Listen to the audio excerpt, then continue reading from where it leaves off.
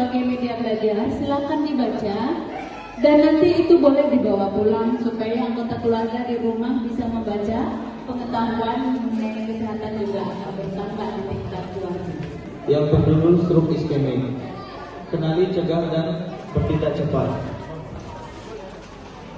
Nah, dokter pembimbing kami merupakan Dr. Robert Edison H. Silitonga, spesialis saraf, MC, Med, FMIN, dan Embiomed. Ini merupakan anggota dari kami, saya sendiri sebagai ketuanya. Kemudian ada pasien atas nama kemudian ada Anissa Badunuradi, kemudian ada pasien atas nama Rani. Pasien atas Langsung saja ke materinya. Apa itu stroke iskemik? Nah, jadi stroke iskemik ini terjadi pada saat aliran darah ke sebagian otak tersumbat oleh bekuan darah ataupun yang biasa kita sebut dengan trombus, atau penyempitan pembuluh darah, ataupun yang biasa kita sebut dengan aterosklerosis. Nah, stroke ini sendiri merupakan keadaan darurat medis. Semakin cepat ditangani, semakin besar peluang untuk menyelamatkan otak. Nah, untuk faktor risikonya sendiri ada yang tidak dapat dikendalikan dan ada yang dapat dikendalikan. Yang tidak dapat dikendalikan itu seperti usia lanjut, riwayat keluarga, riwayat stroke sebelumnya. Jadi kalau dia sudah pernah kena stroke sebelumnya juga tidak dapat dikendalikan. Yang dapat dikendalikan itu adalah faktor risiko ini semua masih bisa dapat dikendalikan. Untuk gejalanya sendiri kita memakai dengan FAS, yaitu phase terhadap kekurangan oksigen. Jadi semakin lama kita menunda aliran darah tersumbat, semakin banyak jaringan otak yang dapat rusak. Kemudian pada di rumah sakit itu dokter dapat menentukan terapi yang terbaik kalau kita cepat menanganinya. Untuk mencegahnya kita bisa memakai metode ABCDE. Yang pertama untuk A yaitu atur tekanan darah, periksa tekanan darah dulu, exercise ataupun olahraga. Ini juga merupakan yang sangat penting. Jadi lakukan aktivitas fisik secara rutin, olahraga secara teratur. Nah, apa yang harus dilakukan? Yang pertama yaitu catat waktu terakhir pasien masih normal. Nah, pola makan yang berlebihan, terutama makanan tinggi garam, lemak jenuh, gula, dan kalori dapat berkontribusi terhadap risiko seperti hipertensi, obesitas, diabetes, dan kolesterol tinggi. Jadi di dalam kitab Sunan juga disebutkan ya, dibahas tentang mengenai stroke ini juga. Nah, kenali stroke bertindak cepat. Wajahnya mencong, lengan melemah, bicara pelok, segeralah bawa dia ke IGD. Sekian dan terima kasih. Nah, silakan kalau ada Bapak dan Ibu yang ingin menanyakan. Pasien atas nama Diori Siregar. Ayo, ada pertanyaan, silakan tunjuk tangan. Siapa yang mau bertanya? Mau tanya, Bu?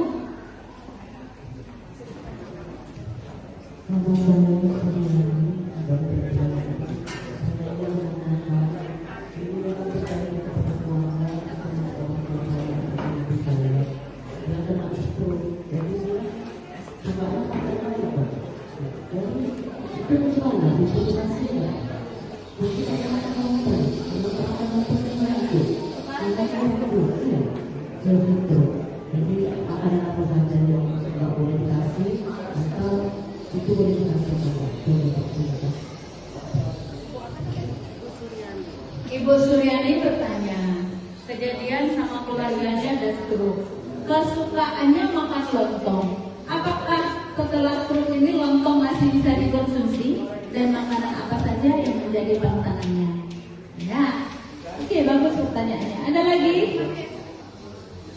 Ayo, kalau kurang ini saya sempurnakan. Nama saya Caca. Ada salah seorang keluarga, kira-kira usia 53 tahun, menikah stroke. Tetapi dalam beberapa bulan terakhir ini sudah pulih lah. Tetapi untuk tenaga yang tangan kena stroke tadi tidak seperti semula.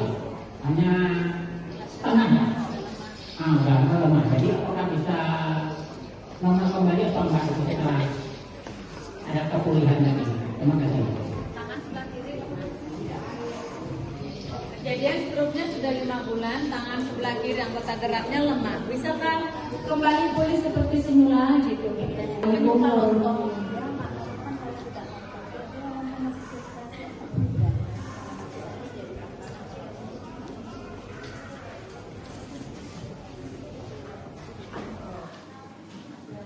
Saya akan menjawab dari pertanyaan yang diberikan itu tadi. Beliau sudah mengalami stroke dan susah bicara, dan pertanyaannya apakah bisa kamu kembali? Jadi jawabannya itu bisa. Stroke yang sudah sembuh tetap bisa kambuh, terutama bila ada faktor resikonya masih ada, seperti tekanan darah yang tinggi yang tidak terkontrol, diabetes atau gula darah yang tinggi, kolesterol yang tinggi, merokok, obesitas dan kurang aktivitas fisik. Dan bisa juga Pasien atas nama asma. sama fibrillarium dan tidak rutin meminum obat pencegah stroke yang diresepkan oleh dokter. Mungkin itu saja yang bisa saya sampaikan. Selanjutnya, apakah pasien stroke bisa makan lontong atau tidak? Jawabannya boleh. Boleh diberikan kepada pasien yang stroke, tapi kita perhatikan kita berikan yang secukupnya aja, jangan terlalu banyak. Kemudian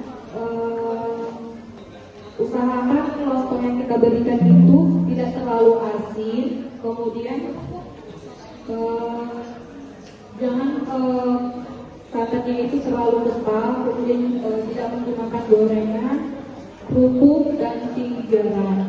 Kemudian untuk makan makanan yang tidak boleh diberikan untuk pasien yang stroke, yaitu makanan yang asin dan tinggi garam, kemudian makanan-makanan yang instan, kemudian makanan yang kalengan atau kemasan tinggi natrium, kemudian makanan seperti sosis, nugget, kemudian daging-daging olahan, kemudian makanan kerupuk dan makanan ringan, kemudian gorengan, Pasien atas nama Ilyas.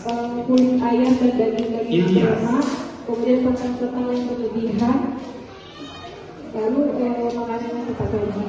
Nah, untuk makanan yang direkomendasikan untuk pasien stroke yaitu contohnya itu nasi atau lontong tapi yang sewajarnya saja.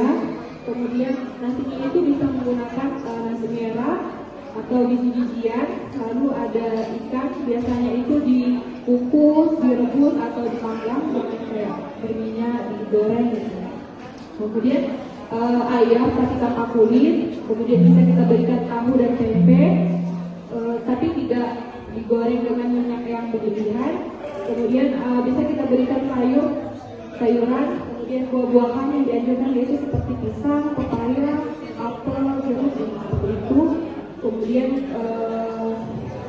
bisa kita ganti minyak goreng biasanya seperti menggunakan minyak kelapa. Ini sekian.